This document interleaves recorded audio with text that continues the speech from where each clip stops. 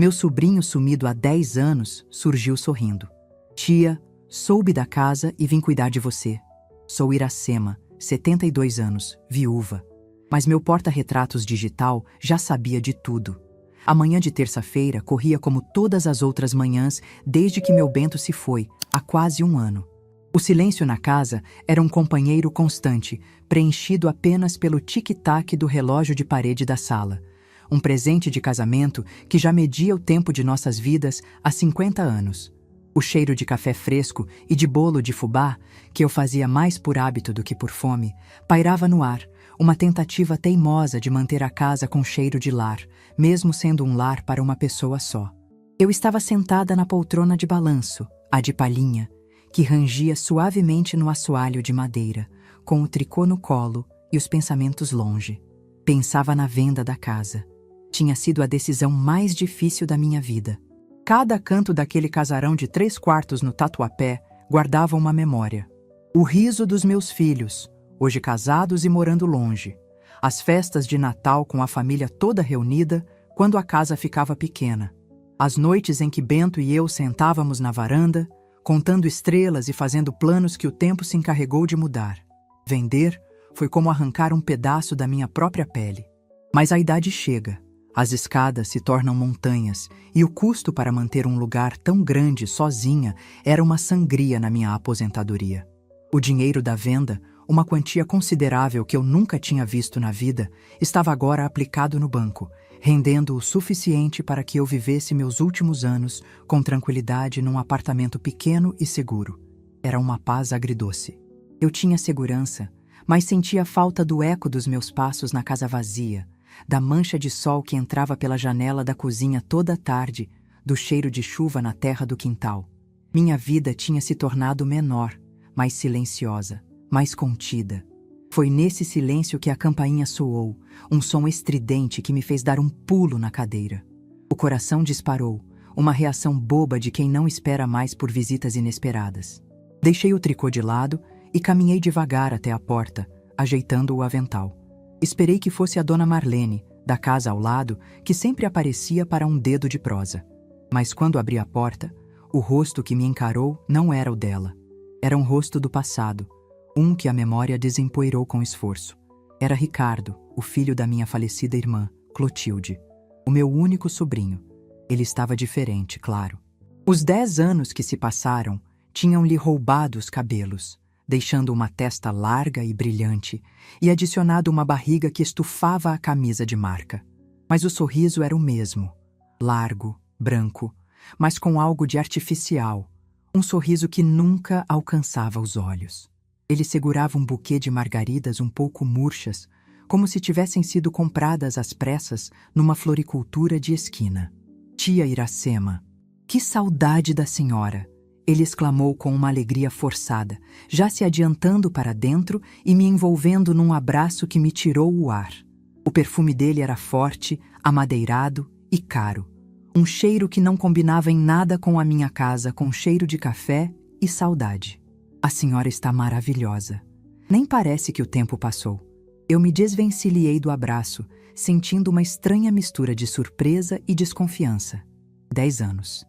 10 anos de um silêncio absoluto. Quando minha irmã se foi, eu o amparei como a um filho. Quando ele se casou, fiz questão de lhe dar um presente generoso, mesmo com o dinheiro curto na época. Depois, ele sumiu. As ligações de Natal se tornaram raras, depois inexistentes. Quando meu Bento adoeceu, passando meses entre a cama e o hospital, Ricardo não fez uma única visita, nem um telefonema para saber se o tio precisava de alguma coisa. No enterro, ele não apareceu. Mandou uma coroa de flores com uma faixa escrita com o nome da empresa dele. Uma formalidade fria, impessoal, que doeu mais do que a ausência. E agora, ali estava ele, na minha sala, agindo como se tivéssemos nos visto no domingo anterior. Ricardo, meu filho, que surpresa! Consegui dizer, minha voz um pouco trêmula. Entre, quer um café? Acabei de passar. Um café da senhora? É claro que eu quero. O melhor café do mundo, ele disse, o sorriso ainda colado no rosto. Ele entrou e, sem a menor cerimônia, sentou-se na poltrona do Bento. A poltrona de couro, já gasta e macia pelo uso, onde meu marido lia o jornal todas as manhãs. Vê-lo ali, naquele lugar sagrado, me causou um arrepio. Ele olhou ao redor, o olhar percorrendo o apartamento novo com uma curiosidade que me pareceu mais avaliadora do que genuína. Então é aqui que a senhora está morando agora? Aconchegante. Mas bem menor que a casa, não é? Eu fiquei sabendo da venda por uma prima distante. Fiquei tão preocupado, tia. A senhora sozinha, tendo que lidar com corretores, com uma fortuna dessas na mão. O mundo está cheio de gente ruim, sabe? Gente que se aproveita da boa-fé dos mais velhos. Aí estava, a palavra-chave: fortuna. O motivo da visita repentina, das flores murchas e da falsa preocupação. Um nó se formou na minha garganta. Eu não era boba. Sabia que a notícia da venda da casa, um imóvel valorizado, se espalharia. Mas ouvir a confirmação da boca dele, de forma tão descarada e disfarçada de cuidado, foi como levar um tapa. Fui para a cozinha preparar o café, com as mãos tremendo um pouco. Enquanto a água esquentava, as lembranças dos últimos 10 anos vieram com força. As festas de fim de ano em que eu olhava para o telefone, nutrindo uma esperança tola de que ele ligasse. A solidão profunda após a morte do Bento, quando um pouco de atenção familiar teria sido um bálsamo. Onde ele estava em todas essas ocasiões? A resposta era óbvia. Vivendo a vida dele, sem gastar um segundo do seu tempo com a tia velha, que não tinha mais nada a oferecer. Até agora. Voltei para a sala com a bandeja, o cheiro do café forte se misturando ao perfume dele. Servi uma xícara e me sentei no sofá, de frente para ele, mantendo uma distância segura. Ele pegou a xícara e começou o seu discurso, um monólogo cuidadosamente ensaiado de autopiedade. A vida tem sido dura, tia Iracema. A crise no país, sabe como é. A minha empresa de importação, que era um sucesso, está passando por maus bocados. Os impostos são um absurdo, a concorrência é desleal. Tive que demitir funcionários, peguei um empréstimo pesado no banco para tentar salvar o negócio. Minha mulher, a Patrícia, vive preocupada. As crianças querendo coisas que não posso mais dar. Ele suspirou, um suspiro teatral, e balançou a cabeça. Às vezes, parece que estou remando contra a maré. É um sufoco, tia. Um sufoco diário. Ele falava, e eu apenas ouvia, a xícara de café parada na minha mão. Cada palavra dele era uma pá de cal na imagem do menino que eu um dia amei como a um filho. Ele não estava ali para me ver, para saber como eu estava lidando com o luto e com a mudança. Ele estava ali com um propósito claro. Ele cheirou dinheiro como um tubarão cheira sangue na água. Ele estava me pintando um quadro de desespero para, em seguida, me apresentar a solução. E ela veio, exatamente como eu previ. Por isso que eu me preocupei tanto quando soube da casa. Pensei, meu Deus, a tia Iracema, uma senhora de idade, com todo esse dinheiro. A senhora não entende de investimentos, de aplicações. Os gerentes de banco só querem bater meta, empurram qualquer porcaria para a gente. É um perigo. A senhora poderia perder tudo o que o tio Bento lutou a vida inteira para construir. Ele se inclinou para a frente, a voz baixando para um tom confidente, como se estivesse me contando um segredo. Eu entendo desse mundo, tia. Eu sei como fazer o dinheiro render de verdade, com segurança. Eu poderia ajudar a senhora a administrar isso. Cuidar de tudo para que a senhora não tenha nenhuma dor de cabeça. Só precise relaxar e aproveitar a vida. Pense em mim não como um sobrinho, mas como seu consultor financeiro, um homem da sua total confiança. Afinal, família é para isso, para se ajudar. A audácia, a desfaçatez, chamar a si mesmo de homem de total confiança depois de 10 anos de abandono. Tratar-me como uma velha caduca que não sabe cuidar do próprio dinheiro. Aquele sentimento de indignação, que estava adormecido, começou a ferver dentro de mim. Era um insulto à minha inteligência, à memória do meu marido, a tudo que eu era. Eu tinha cuidado das finanças da nossa casa por 50 anos. Tinha criado 2 filhos, ajudado a pagar a faculdade deles, administrado as economias que nos permitiram ter uma vida digna. E agora, esse estranho com o meu sangue vinha me dizer que eu não era capaz. Meu olhar, sem querer, desviou-se dele e pousou sobre a mesinha de canto, ao lado do sofá. Ali estava o porta-retratos digital que Bento me deu no nosso último aniversário de casamento. Foi o presente mais moderno que ele já me deu. É para você nunca se sentir sozinha, meu bem. Nossas melhores lembranças vão ficar passando aí o dia todo para te fazer companhia, ele disse com aquele jeito doce dele. Desde que ele partiu, o porta-retratos se tornou meu companheiro fiel. Nele, eu não coloquei apenas as fotos das nossas bodas de ouro, das viagens à praia e dos aniversários dos netos. Eu, que sempre fui uma mulher de guardar as coisas, cartas, documentos, recibos, digitalizei muito mais do que apenas memórias felizes. Bento sempre dizia: guarde tudo, Iracema. Papel e fotografia contam a história que a boca dos homens esquece de contar.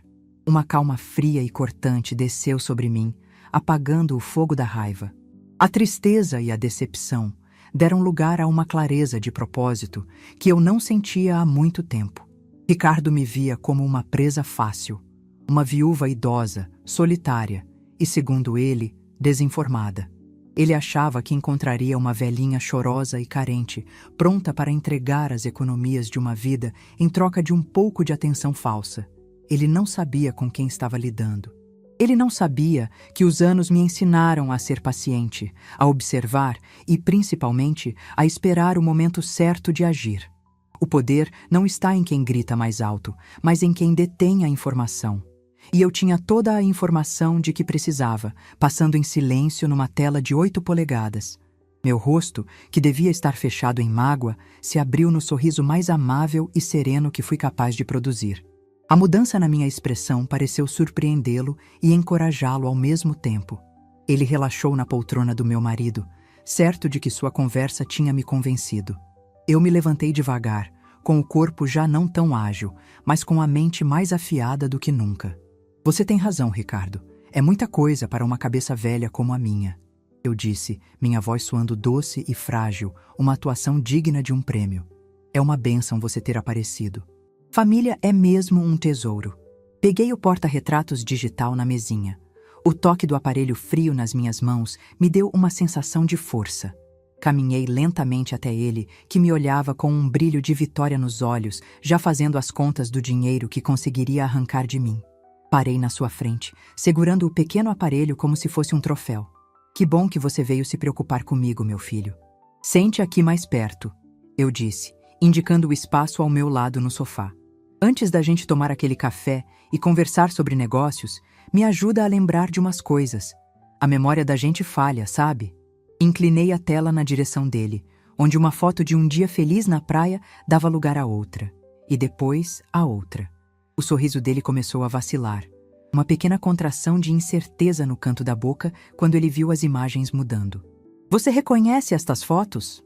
O sorriso de Ricardo não desapareceu de uma vez. Ele primeiro congelou, uma máscara de alegria forçada que se quebrava em câmera lenta. Seus olhos, que antes brilhavam com a cobiça de um apostador prestes a ganhar o prêmio, agora estavam fixos na pequena tela de cristal líquido que eu segurava em minhas mãos trêmulas. O ar na sala pareceu ficar mais denso, mais pesado, carregado com o peso de 10 anos de mentiras e negligência. O tic-tac do relógio na parede, que antes era o som da minha solidão, agora soava como a contagem regressiva para a explosão de uma bomba. A primeira foto era inofensiva. Uma imagem do último Natal em que estivemos todos juntos, há mais de uma década. Ricardo, ainda um rapaz, ao lado da mãe, minha irmã Clotilde, ambos sorrindo para a câmera. Ele deu um riso nervoso, tentando manter a compostura.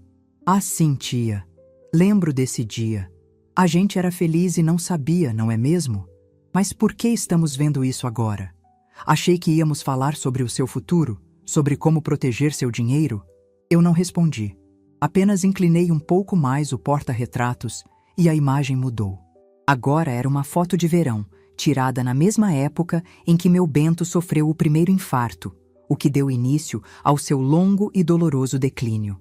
A foto mostrava Ricardo numa lancha, no meio de um mar azul turquesa, o sol queimando sua pele. Ele estava abraçado a uma mulher mais velha, loira e com o rosto esticado de plásticas, ambos segurando taças de champanhe. O sorriso dele naquela foto era genuíno, um sorriso de pura satisfação e luxo. Um sorriso que eu e Bento não vimos em seu rosto por anos a fio em nossas festas de família. Isso, ele começou, a voz um pouco falha. Isso foi uma viagem de negócios.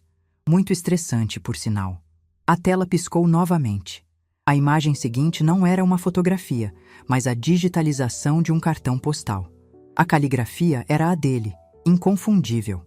Ele o havia mandado de Paris para um amigo, mas o endereço veio errado e o carteiro, por me conhecer, entregou em minha casa.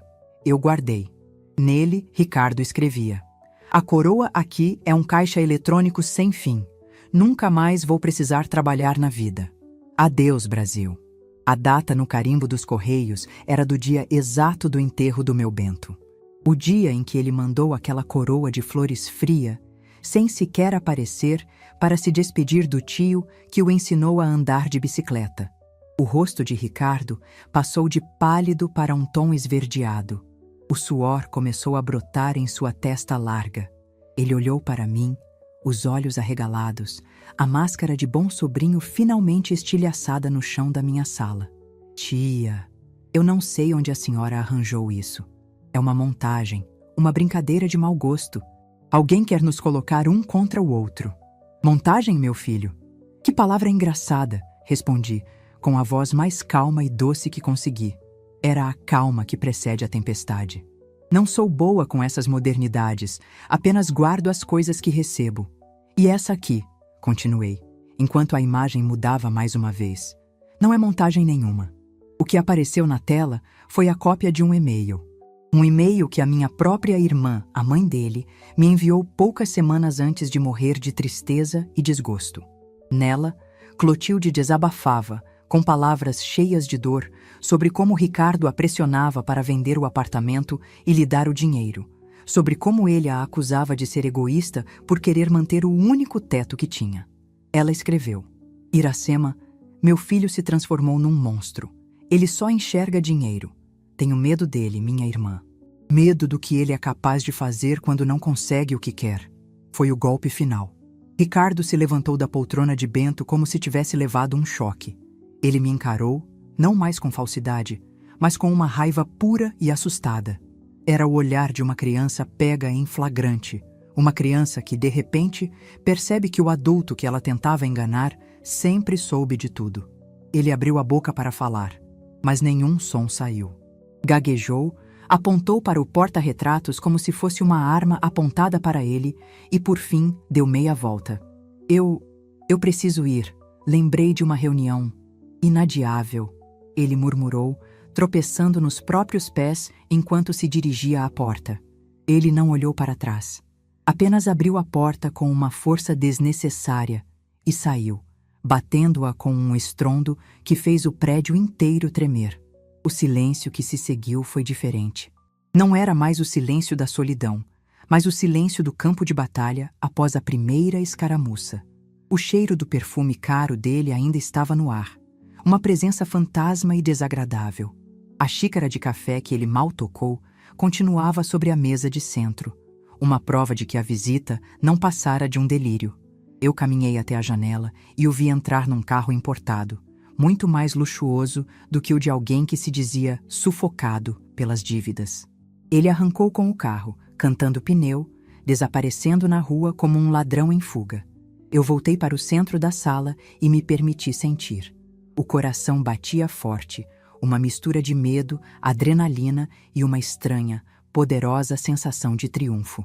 Eu não tinha gritado, não o tinha insultado, apenas mostrei a verdade. E a verdade, nua e crua, tinha sido mais eficaz do que qualquer acusação. Sentei-me no meu sofá, o porta-retratos ainda em minhas mãos, e respirei fundo pela primeira vez desde que ele chegara. Ali, sozinha na minha nova e pequena fortaleza, comecei a pensar em como as pessoas me viam. Meus próprios filhos, com todo o amor que tinham por mim, me tratavam com um cuidado que às vezes beirava a condescendência. "A senhora não precisa se preocupar com isso, mãe. Deixa que eu resolvo. Cuidado para não cair, hein? Tem certeza de que tomou o remédio da pressão?" Eles me viam como a velhinha frágil, a coitadinha da mamãe, que ficou viúva e precisava ser protegida do mundo. O próprio Ricardo baseou todo o seu plano desprezível nessa mesma imagem. A imagem de uma mulher idosa, solitária, facilmente manipulável. Mas eles não me conheciam. Ninguém conhecia a Iracema por inteiro. Eles viam a senhora que fazia bolo de fubá e tricô, mas não conheciam a mulher que, por 50 anos, foi a ministra da economia da família. Bento era o coração, a alma sonhadora, mas eu era o cérebro, a calculadora. Era eu quem controlava o livro-caixa, quem pagava as contas em dia, quem pechinchava na feira para fazer o dinheiro esticar. Era eu quem lia cada cláusula de cada contrato antes de Bento assinar qualquer coisa. Ele confiava em mim de olhos fechados. Você enxerga os números e as letras miúdas, meu bem. Eu só enxergo as pessoas, ele costumava dizer, beijando minha testa. Essa habilidade, essa natureza metódica, nunca foi embora. Pelo contrário, com a idade e o tempo livre, ela se aprimorou. O porta-retratos digital foi a ferramenta perfeita. Bento me deu para guardar memórias, mas eu o transformei no meu arquivo, no meu cofre. Com a ajuda da minha neta mais nova, a Bruna, que é um gênio da tecnologia, aprendi a escanear documentos, a salvar conversas importantes, a organizar tudo em pastas secretas, protegidas por senhas que só eu conhecia. Levantei-me e fui até a minha escrivaninha. Liguei o computador, uma tarefa que antes me intimidava, mas que agora eu executava com a naturalidade de quem passa um café. Conectei o porta-retratos e a tela se iluminou com o meu arquivo secreto. Ali não estavam apenas as provas contra Ricardo. Ali estava a história financeira e moral da minha família. Havia cópias de cheques sem fundo de um cunhado, promissórias nunca pagas por um primo, e-mails de parentes pedindo dinheiro emprestado com promessas de pagamento que jamais foram cumpridas. Havia até mesmo o contrato de compra e venda de um terreno que Bento e eu vendemos a um amigo da família por um preço simbólico, com a condição de que ele nunca o vendesse para especuladores, uma promessa que, descobri recentemente, ele estava prestes a quebrar. Eu não guardei aquelas coisas por rancor ou maldade. Eu as guardei porque Bento me ensinou que a memória das pessoas é curta, especialmente quando o dinheiro está envolvido.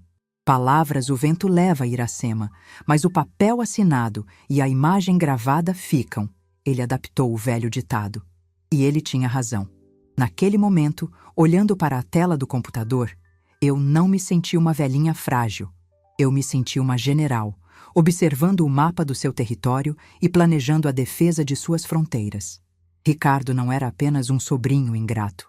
Ele era um sintoma da ganância e do desrespeito que muitas vezes cercam os idosos, vistos como fardos ou, pior, como cofres a serem esvaziados. A visita dele, por mais dolorosa que tenha sido, serviu como um despertador. Ele voltaria. Talvez não pessoalmente, talvez com uma nova estratégia. Poderia tentar me interditar, alegando que eu estava senil, gastando o dinheiro de forma irresponsável. Poderia inventar calúnias, tentar jogar meus filhos contra mim. Eu precisava estar preparada. A minha defesa não podia ser baseada apenas em um porta-retratos digital. Eu precisava de armas legais, de proteção jurídica. Foi então que me lembrei de um cartão de visita que eu havia guardado numa caixa de costura, meu lugar de guardar pequenos tesouros. Remexi entre carretéis de linha, agulhas e botões antigos e o encontrei. O papel era firme, elegante, com letras douradas. Doutora Alice Moraes, advocacia especializada em direito do idoso e planejamento sucessório. Alice era neta da minha melhor amiga, Marlene, uma moça jovem, mas com um olhar firme e um aperto de mão seguro. Eu a conheci meses antes, no aniversário de 80 anos da avó dela.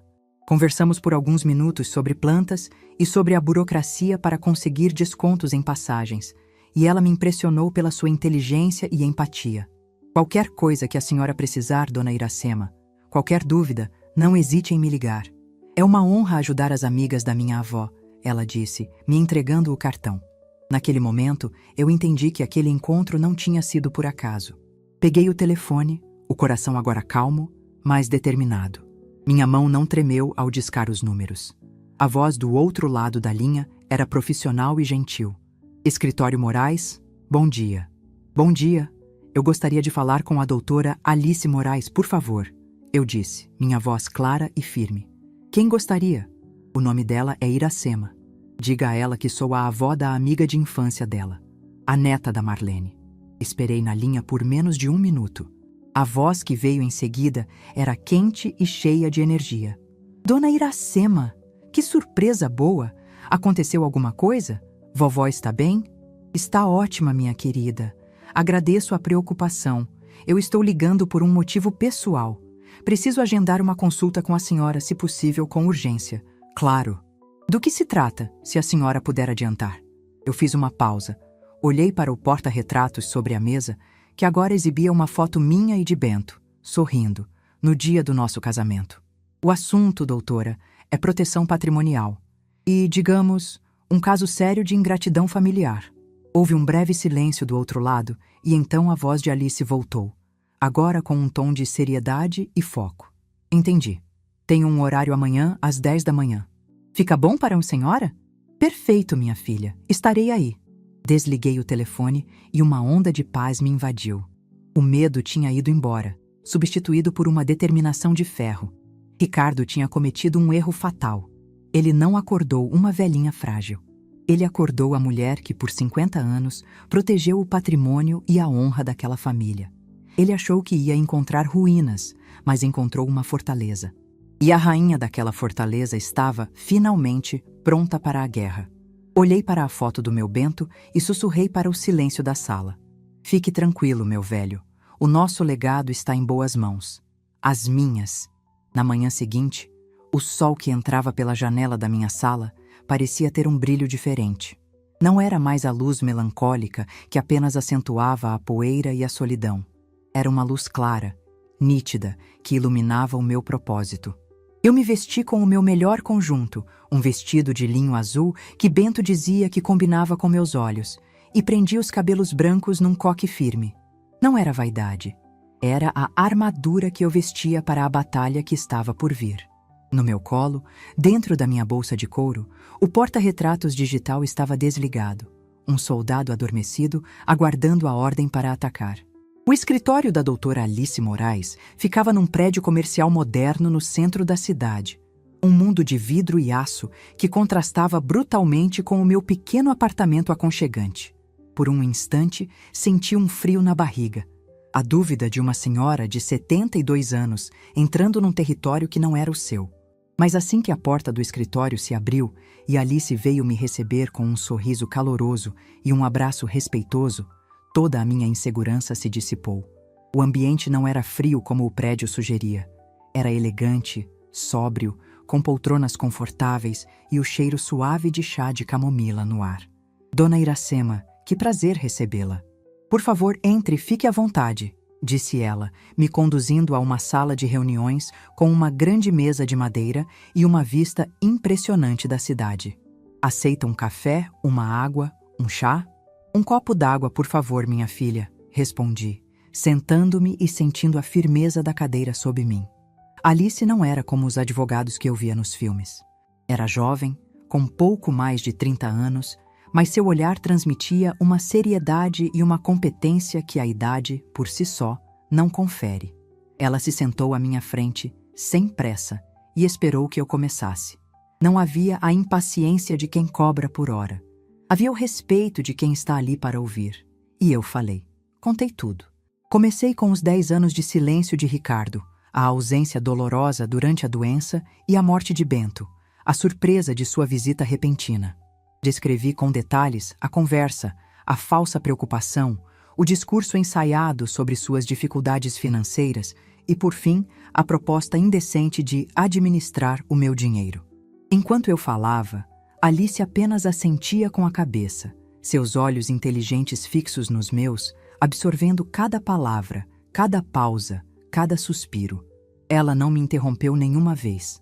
Quando terminei de narrar a visita, tirei o porta-retratos da bolsa, liguei-o e o coloquei sobre a mesa, entre nós duas.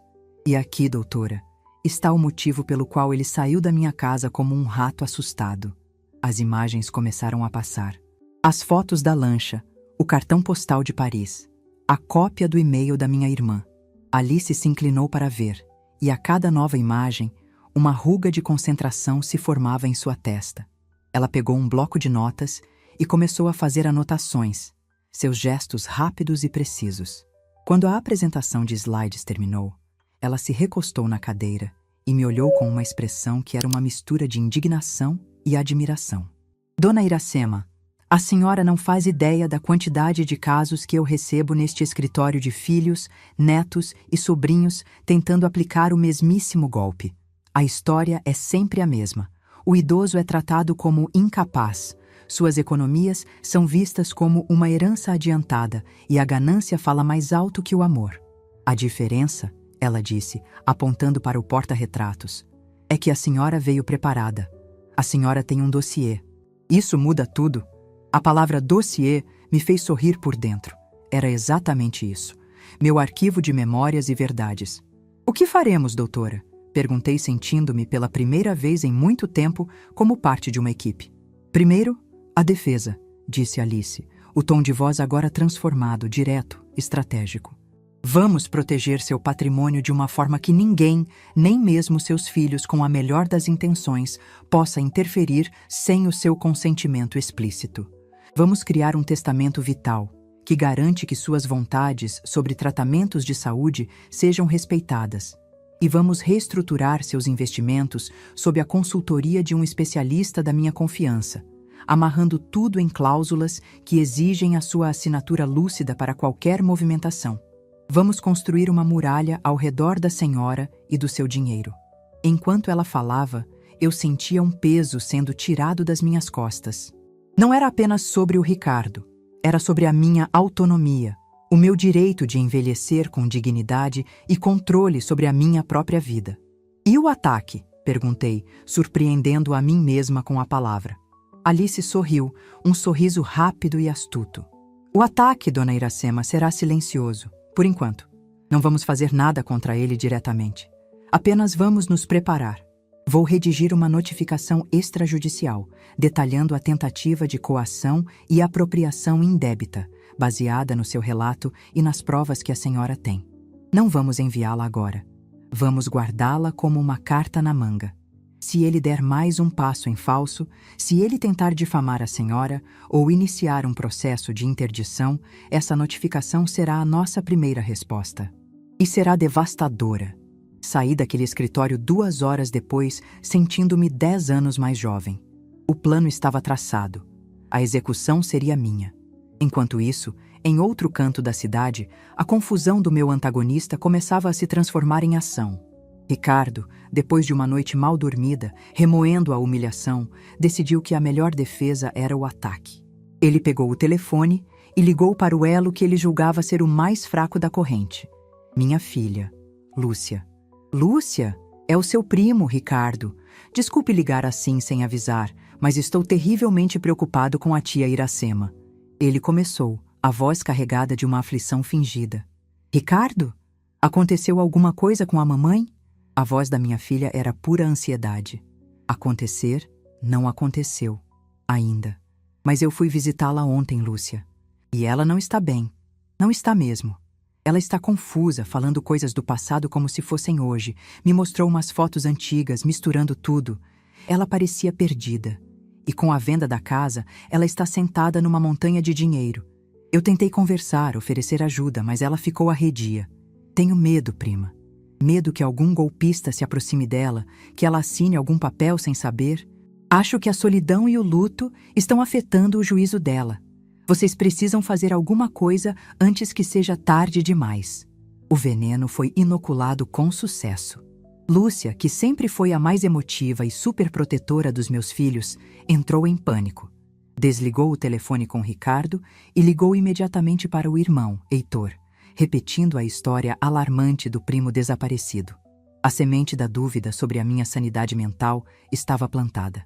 Eu não sabia de nada disso quando, no dia seguinte, seguindo as instruções de Alice, fui ao banco.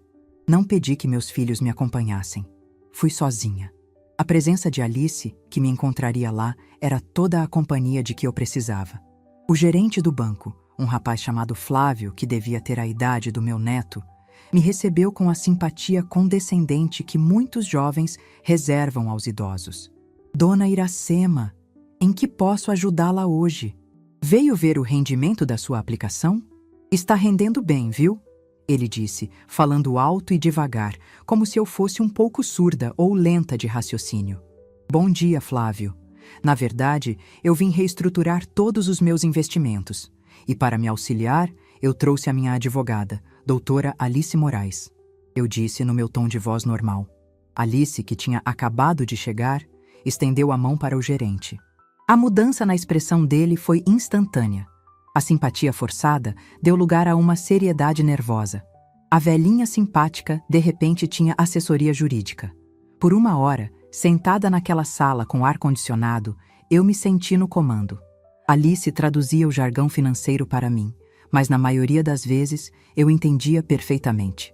Eu fazia as perguntas certas, questionava as taxas e, com a orientação dela, transferia o dinheiro para fundos mais seguros, com travas e cláusulas que me protegiam.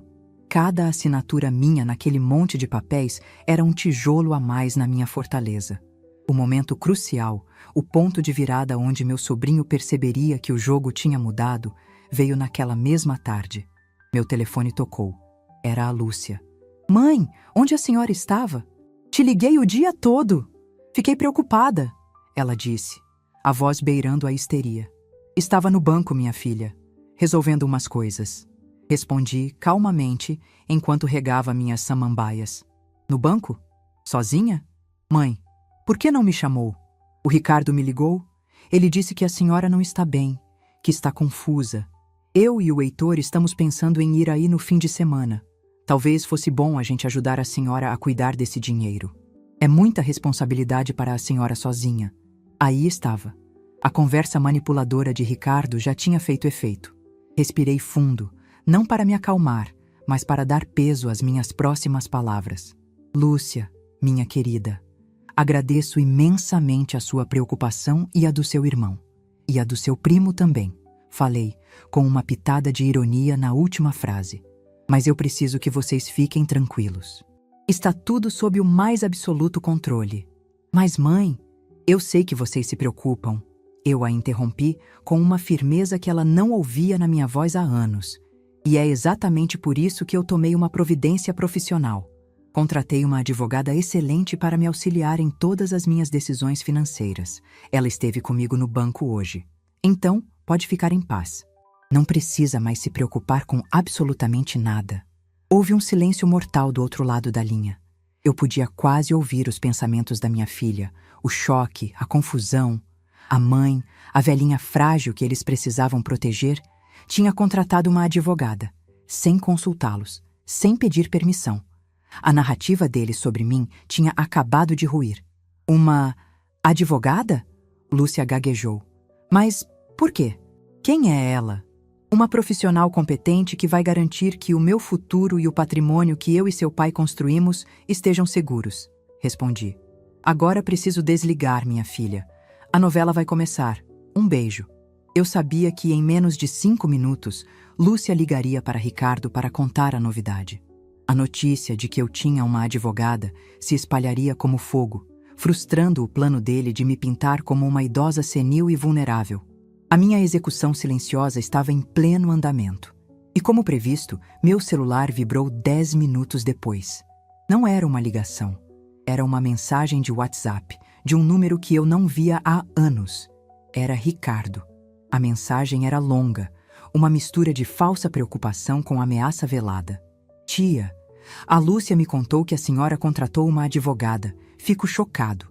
A senhora está sendo mal influenciada por estranhos. Isso é assunto de família, não se coloca gente de fora no meio. Essa gente só quer o seu dinheiro.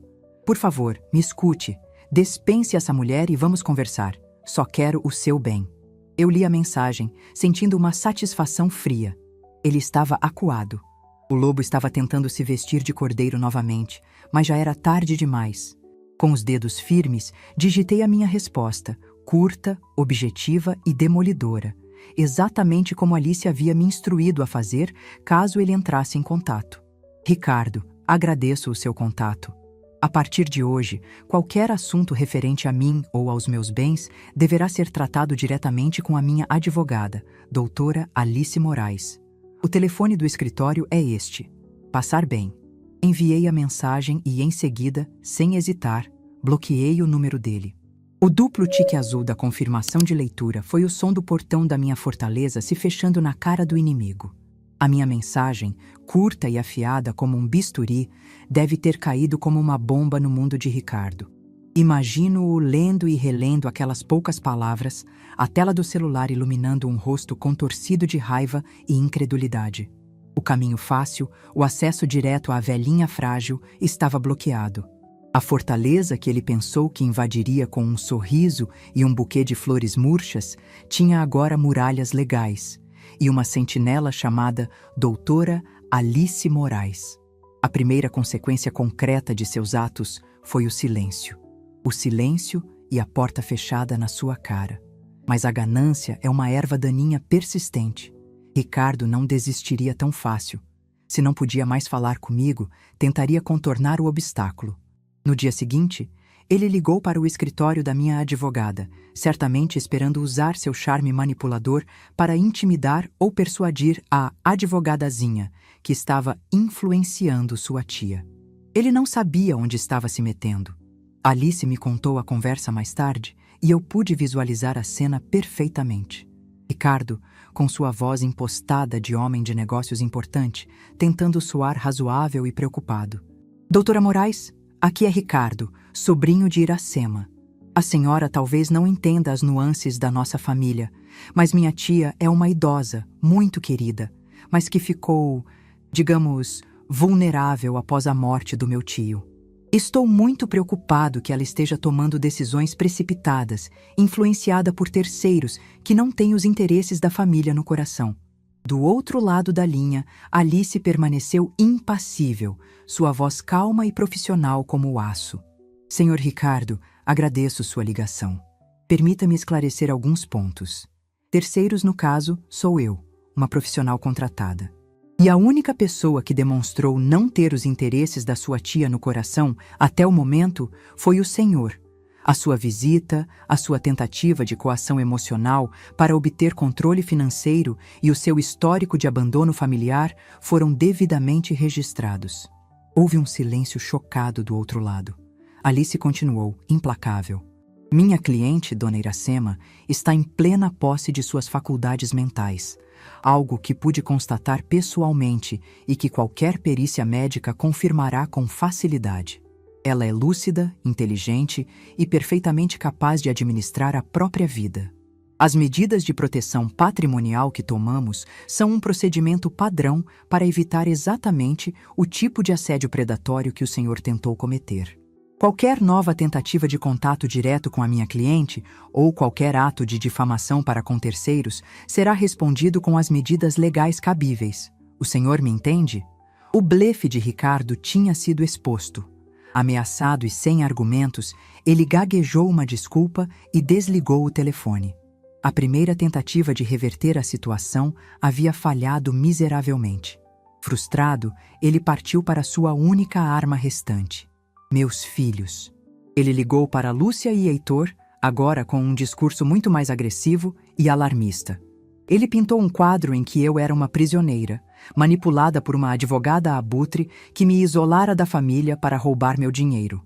Usou termos que ele mal compreendia, como alienação de idoso e abuso de vulnerável, para instilar medo e urgência. Ela não atende mais minhas ligações. Ela me mandou falar com essa advogada. Vocês não percebem? Essa mulher está fazendo uma lavagem cerebral na sua mãe. Vocês são os filhos, têm o direito e o dever de intervir. Amanhã pode ser tarde demais. Ela pode ter assinado uma procuração dando tudo para essa estranha. O desespero dele era contagiante. Lúcia, já abalada, entrou em pânico. Heitor, meu filho mais velho, sempre tão pragmático e cético, também começou a vacilar. A ideia de uma estranha controlando o patrimônio da família era inaceitável para ele. Eles realizaram uma reunião por telefone e tomaram uma decisão. Iriam me confrontar.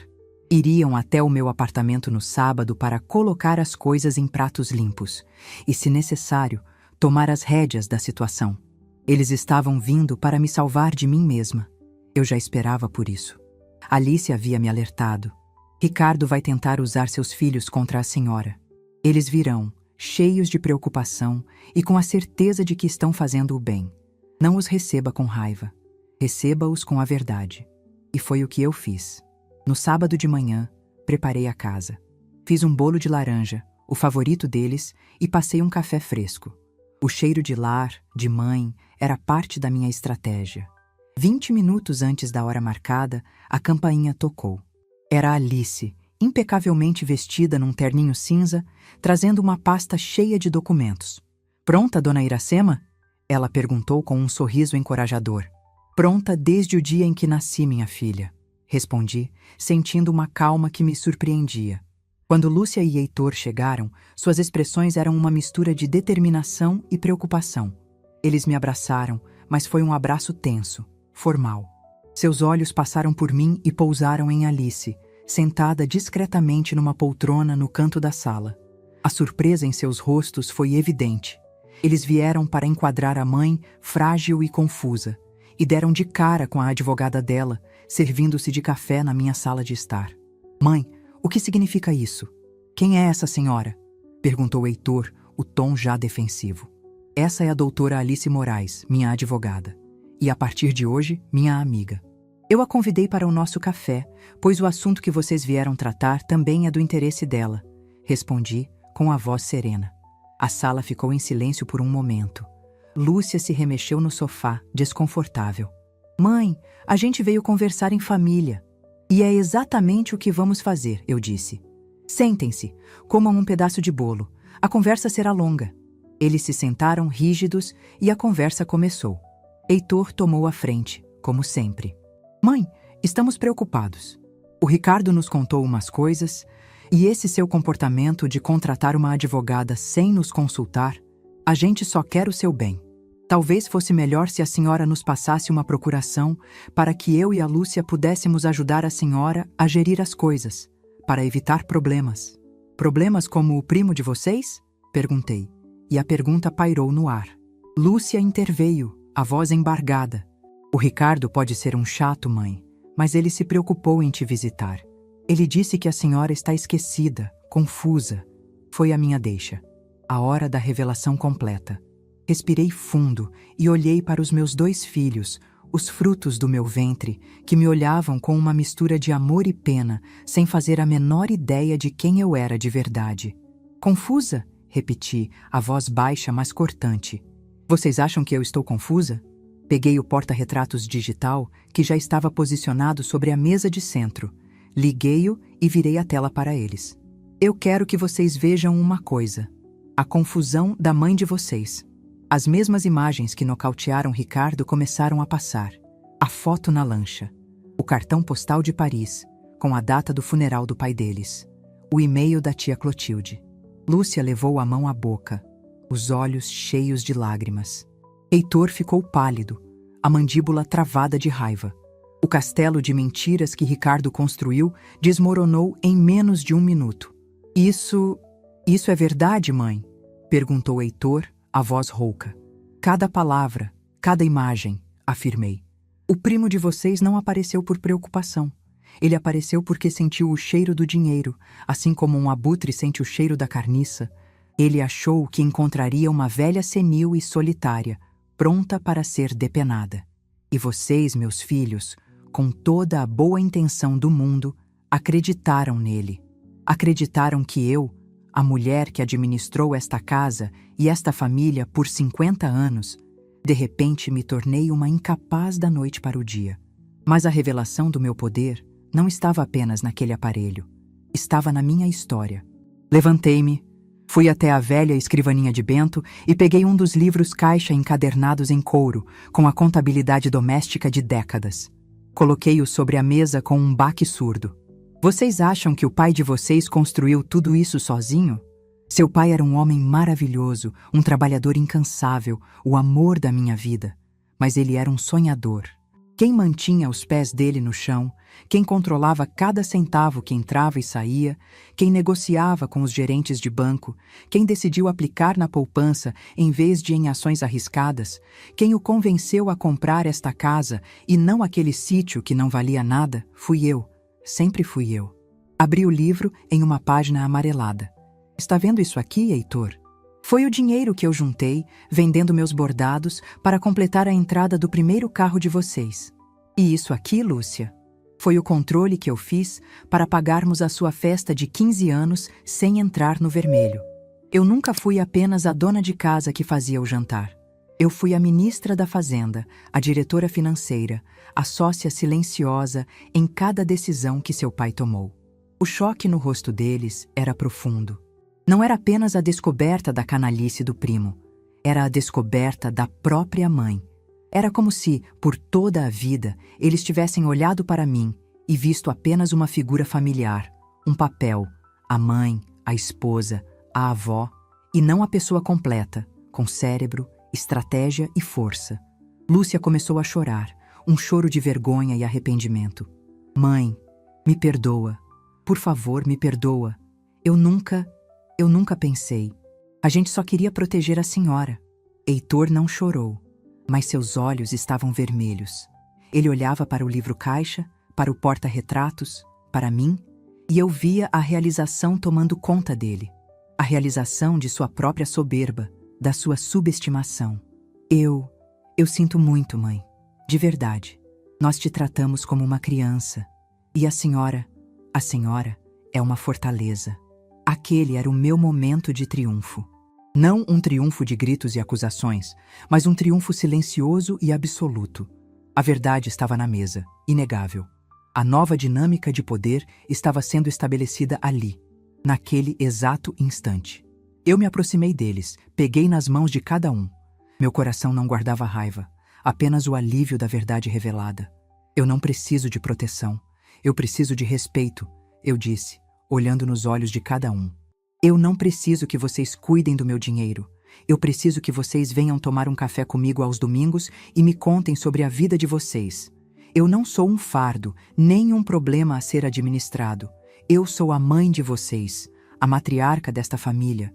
E as decisões sobre a minha vida e sobre o legado que eu e seu pai construímos serão sempre minhas. Foi então que Alice, que permanecera como uma observadora silenciosa, falou pela primeira vez. Seus filhos amam a senhora, dona Iracema. A preocupação deles era genuína, ainda que mal orientada. E para que eles fiquem completamente tranquilos, ela disse, abrindo sua pasta, eu gostaria de explicar as medidas legais que a mãe de vocês, em sua total lucidez e soberania, decidiu tomar para garantir sua segurança e autonomia. Ela não está desprotegida. Pelo contrário. Ela nunca esteve tão protegida. Enquanto Alice detalhava a nova estrutura jurídica que havíamos criado, eu vi a última sombra de dúvida desaparecer dos olhos dos meus filhos. Eles entenderam. Entenderam que a mãe deles não era uma vítima. Ela era a rainha em seu castelo e tinha acabado de reforçar todas as suas defesas. A visita, que começou como uma confrontação, terminou com abraços, pedidos de desculpas sinceros e uma promessa de recomeço. Eles saíram do meu apartamento não mais como protetores, mas como filhos orgulhosos. Quando a porta se fechou, um silêncio profundo e pacífico encheu a sala. Alice me olhou com um sorriso de admiração. A senhora foi magnífica. Eu fui apenas eu mesma, minha filha. Pela primeira vez em muito tempo, respondi. Naquela noite, depois que Alice foi embora, eu me sentei na minha poltrona, com o porta-retratos no colo. A imagem que brilhava na tela era a minha favorita. Eu e Bento, sentados na varanda da nossa antiga casa, rindo de alguma bobeira. Olhei para o sorriso dele, para os olhos que me amaram por 50 anos, e senti que ele estava ali comigo. A batalha pela minha dignidade estava ganha. O poder que sempre foi meu tinha sido finalmente revelado a todos, e a paz que eu sentia era a paz de quem sabe que honrou a própria história. As semanas que se seguiram àquela revelação na minha sala de estar foram como o amanhecer, depois de uma longa noite de tempestade. O ar estava mais limpo, as cores mais vivas. Uma nova realidade, silenciosa e profundamente transformadora, estabeleceu-se em minha vida e na minha família. A mudança mais notável estava nas pequenas coisas, nos detalhes que tecem o tecido do dia a dia. As ligações dos meus filhos, por exemplo, mudaram de tom. Lúcia não me ligava mais com aquela voz de enfermeira, perguntando se eu já tinha almoçado ou se não havia esquecido o remédio. Agora, ela me ligava para contar do seu dia, para pedir minha opinião sobre um problema no trabalho, para perguntar a receita daquele assado que o pai dela tanto gostava. Ela não estava mais me vigiando, estava partilhando. Heitor, meu filho pragmático que sempre me via como a figura emocional da casa, começou a me enviar links de notícias sobre economia e política, com mensagens que diziam: "Mãe, li isso e lembrei da senhora. O que acha?"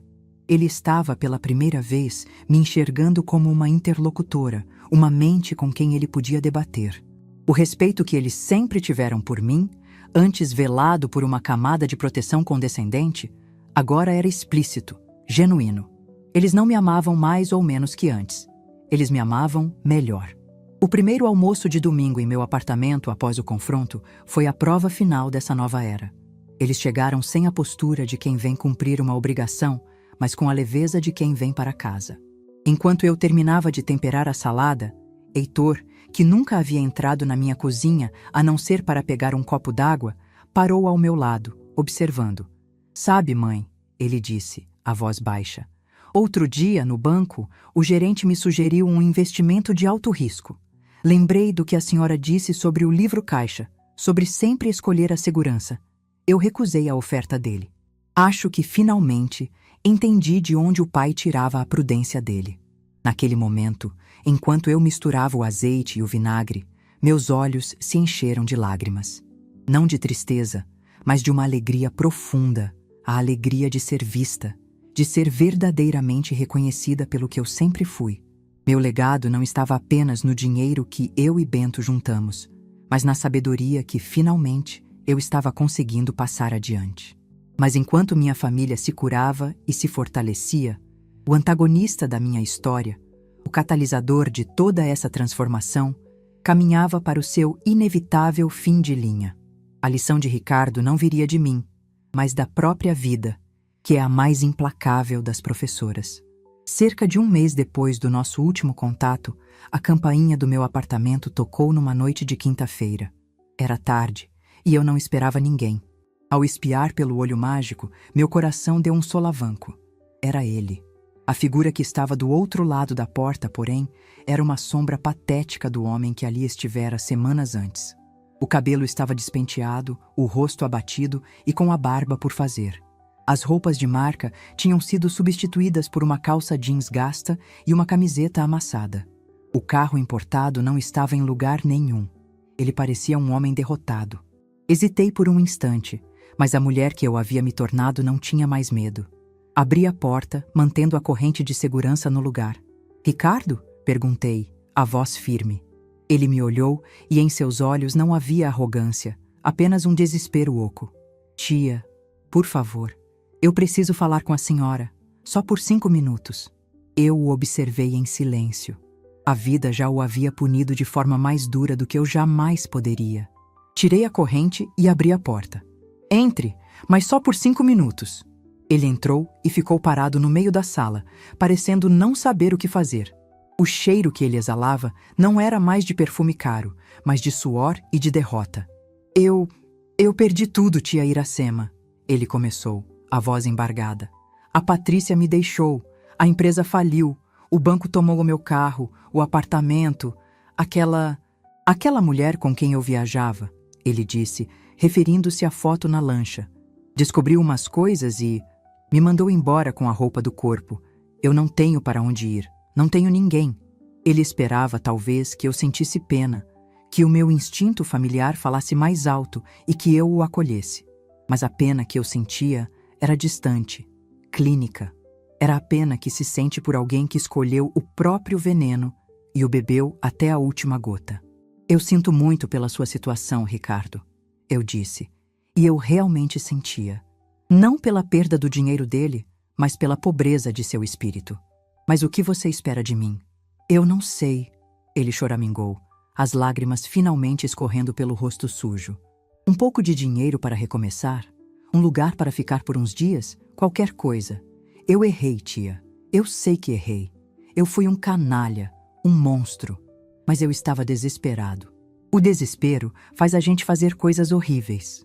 Eu me aproximei dele, parei a uma distância respeitosa e o olhei nos olhos. Não, Ricardo. O desespero não faz a gente ser mau. Ele apenas revela o que já existe dentro de nós. Seu pai, meu cunhado, passou por imensas dificuldades financeiras, mas nunca tentou enganar ou roubar ninguém.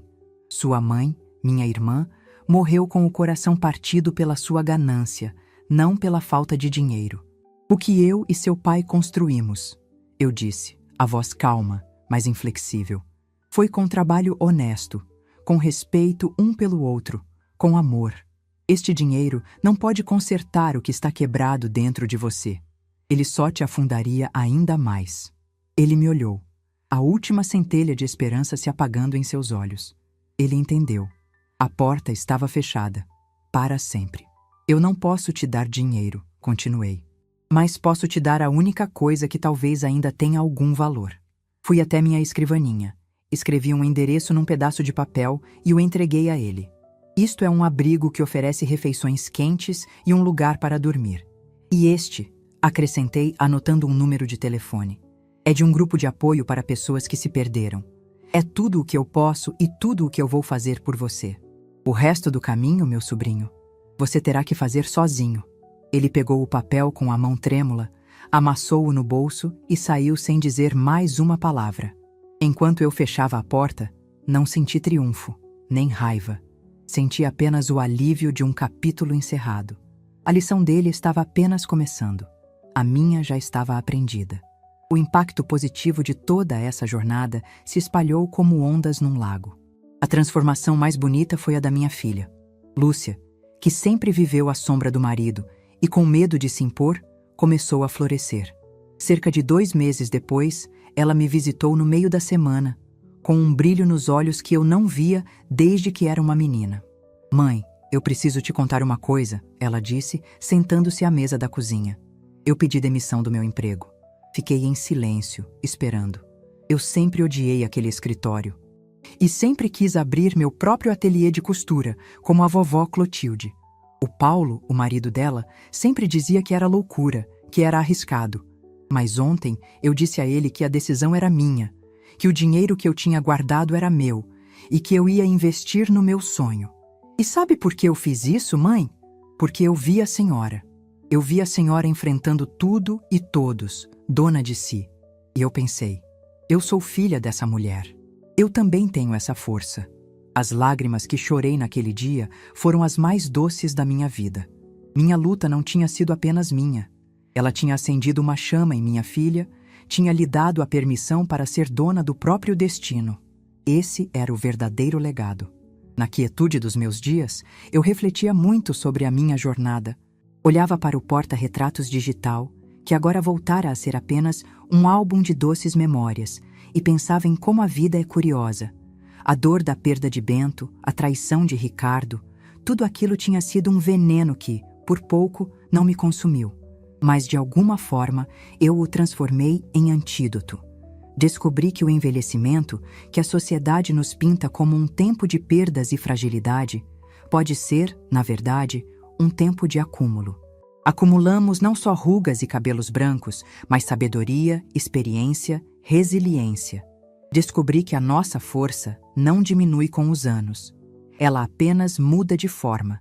Deixa de ser a força dos músculos e se torna a força inabalável do espírito, a clareza de quem já viu muito e não se deixa enganar por pouco.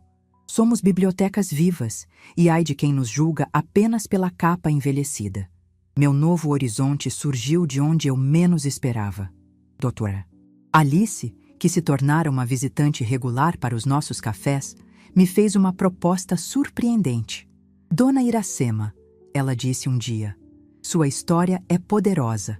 É uma lição de dignidade. Eu coordeno um projeto voluntário que oferece palestras para grupos de idosos em centros comunitários. Falamos sobre direitos, finanças, como se proteger de golpes. A senhora gostaria de vir um dia e contar a sua história? A sua voz alcançaria e inspiraria tantas pessoas. A ideia me assustou e me eletrizou ao mesmo tempo. Eu, Iracema, uma dona de casa, uma viúva, dando palestra?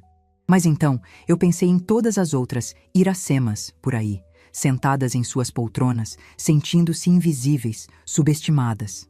Pensei em como a minha história poderia ser a faísca de que elas precisavam. E assim, numa tarde de primavera, eu me encontrava nos bastidores de um pequeno auditório, o coração batendo forte. Havia umas 50 pessoas na plateia, homens e mulheres com os mesmos cabelos brancos e as mesmas mãos marcadas pelo tempo que eu.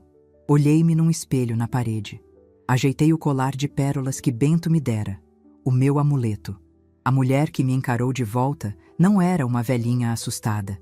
Era uma mulher completa, forte, sábia, livre.